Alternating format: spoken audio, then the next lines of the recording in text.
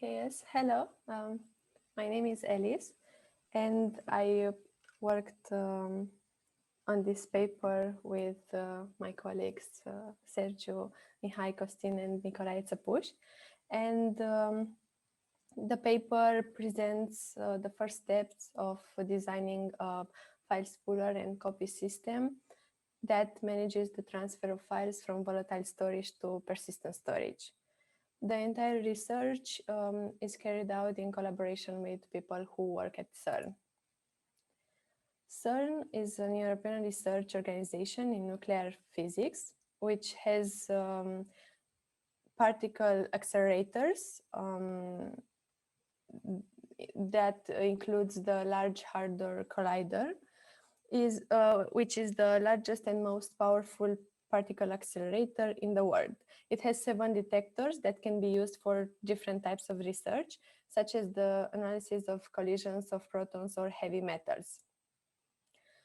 One of these detectors is ELICE, a Large Hadron Collider experiment, used to study the collision of heavy metals. The files that the spooler will have to manage will contain data from the ELICE experiment. The data generated by the experiment will have an average input rate of 2 terabytes per second and an average output rate of 100 gigabytes per second. So we'll need a system to manage the transfer of data from the experiment to persistent remote storage. That being said, the workflow of the program is as follows. We have the ELICE experiment, which generates data. This data is collected by FLP, a first level processor, which is represented by 200 computers that aim to read the data from the detector, aggregated and transmitted to the EPNs, event processing nodes, to be proceed. The communication between the ELICE experiment and the FLP is achieved by using over 8,000 optical links that have a total throughput of 3.5 terabytes per second. Also, FPGAs are used for hardware acceleration. The FLPs send the data to EPN, event processing node, which is represented by a computer inside which runs CentOS 7 as an operating system. And the communication between FLPs and EPNs is done through a physical network, transporting time frame data, which is based on FRMQ framework. This one organizes the processing task in topologies composed of independent processes that communicate through message queues over the network. The EPN has a very short time available to look at the received data. It interprets the received raw data, applying the calibration, running the reconstruction, and assembling the compressed time frames. After that, it stores the compressed data into the volatile storage represented by SSDs. From here, each file that contains the compression of the data is taken and copied to the persistent storage. The transfer from the volatile to the persistent storage is performed through EOS, element of service, which is a storage solution characterized by low latency and high capacity. Thus, it supports the storage of large amounts of data placed in files, as well as an interactive analysis of them. The EOS consists of 2 parts, the client-side part, which provides a command line interface and an interface for accessing a mounted file system. And the second part is represented by the server, which consists of a component that stores the file metadata, components that store actual data, and a message queue that facilitates the synchronous transmission of message. What the program lacks is the existence of a spooler to handle the file transfer. Thus, the purpose of the research is to make the spooler which will run inside the EPN nodes and will share resources with it. Therefore, the file spooler must satisfy the following objectives. As the data stored in the files came from the Alice experiment, we need to make sure that no information in these files is lost so as not to affect the results obtained in the experiment. Thus, the first objective is not to lose data during transfer. Also, the files are firstly stored in the volatile storage, which will be filled and rewritten in a few hours. And another objective is to achieve the data transfer fast, or at least at the same speed as the incoming data, to start copying all the data from the volatile storage to the persistent storage. As the file spooler will run inside the EPNs, it will use the resources allocated to it. And then another important objective is for the spooler to use as few resources as possible so that the EPNs can use the majority of resources to collect and store data received from the experiment. And another objective of the project is to ensure that the data was not corrupted during the transfer, which involved computing a checksum for each file transfer.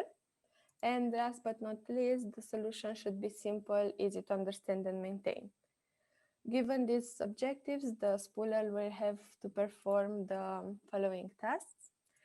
It has to save a list of file names to keep track of the files it needs to copy to the persistent storage, ensure that the data has been transferred quickly and successfully, log messages and monitor the system. Also, in the event of an error leading to a failed file transfer, the spooler must compute a delay time to know when it is the right time to transfer that file again in order not to overload the bandwidth, and check that the data contained in the copied files remains valid.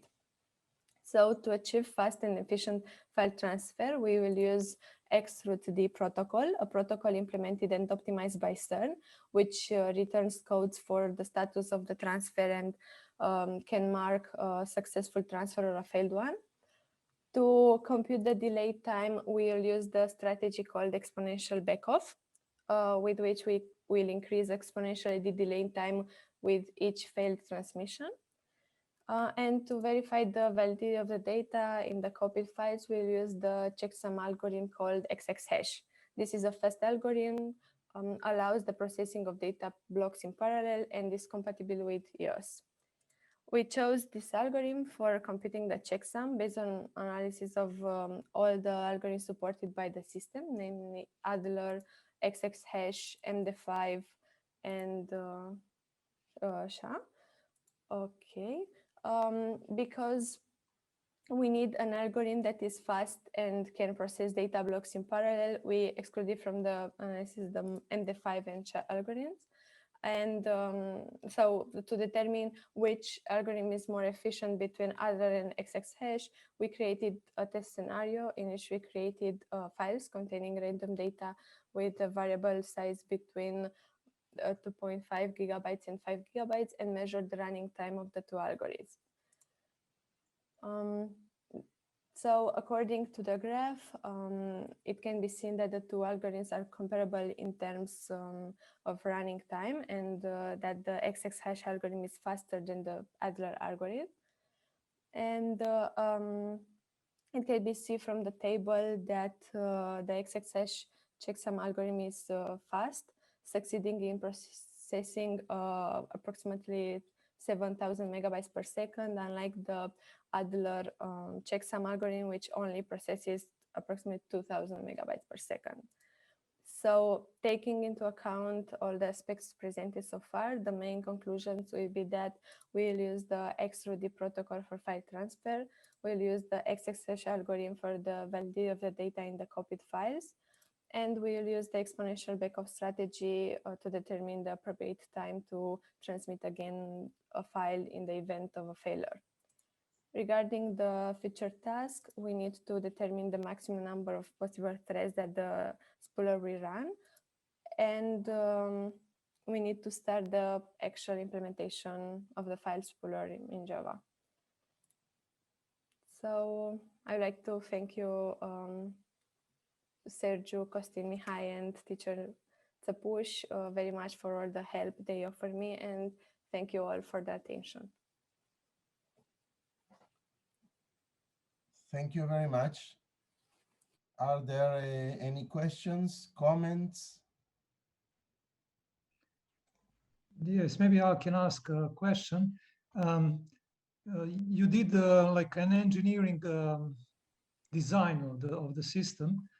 Do you maybe consider to do some simulation, some mathematical evaluation, or any kind of evaluation, performance evaluation before implementing the system? Yes, I would probably use the Jackson model for distributed systems to determine or to compute math demonstration.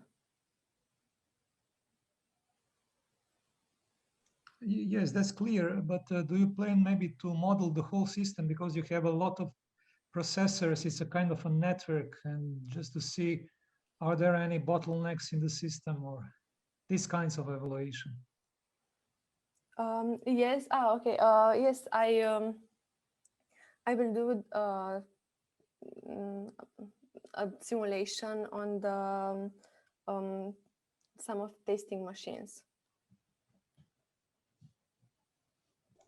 Okay, thank you.